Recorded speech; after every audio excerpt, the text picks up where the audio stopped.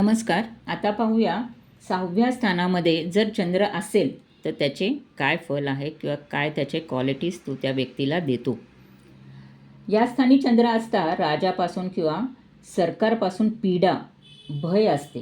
हा चंद्र प्रबल शत्रू दर्शवतो. प्रतिदिन चिंता करणारा किंवा चिंता देणारा हा चंद्र असतो.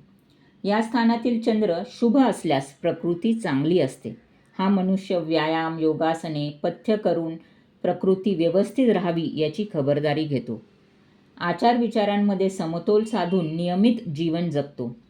नोकरी धंद्यात हा चंद्र उत्कर्ष देणारा आहे. हाताखालचे लोक, नोकर-चाकर इमानी मिळतात. या लोकांचा सेवक वर्ग चाहते खूप असतात. त्याचप्रमाणे जनसेवेची कामेही यांच्याकडून होतात. मामाचे सुख व प्रेम चांगले मिळते. या स्थानाचा चंद्र शत्रूंना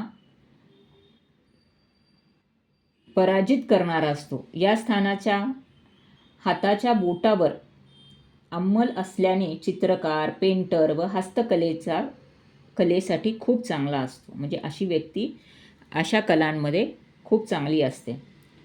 जर हा चंद्र दूषित असेल तर जीवनात काही ना काही बलांट येऊन अपकीर्ती होते. कोर्टाचे निवाडे विरुद्ध जातात. सत्तेचा राजीनामा द्यावा लागतो. प्रकृती नाजूक राहते. लहानपणी जीवावरची दुखणी काढावी लागतात. बालरिष्ट्याला हा चंद्र मदत करतो. ही माणसे अल्पायू असतात. ही चंद्र खाणेपिणे अनियमित, मैथुन शक्तीचा अतिरेक व आळस दर्शवतो. वात व कफाचे विकार वारंवार होतात. द्विस्वभावी राशीत म्हणजे मीन, कन्या, धनु आणि मीन जर असेल, हा चंद्र असेल तर फुफ्फुसाचे विकार व कफविकार होतात. वृषभेत जर हा चंद्र असेल तर मुखकंठविकार, वृश्चिकेत असेल तर मूतखडा, मूळव्याध, भगेंदर.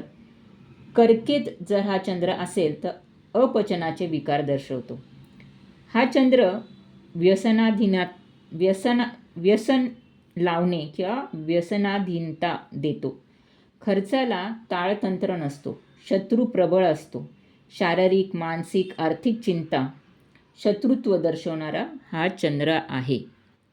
जर हा चंद्र 6व्या स्थानातील उच्च ग्रहांमध्ये किंवा उच्च स्थानात किंवा शुभ असेल तर हा चंद्र नोकरीसाठी खूप चांगला आहे व हेल्थसाठी, आरोग्यासाठी खूप चांगला आहे.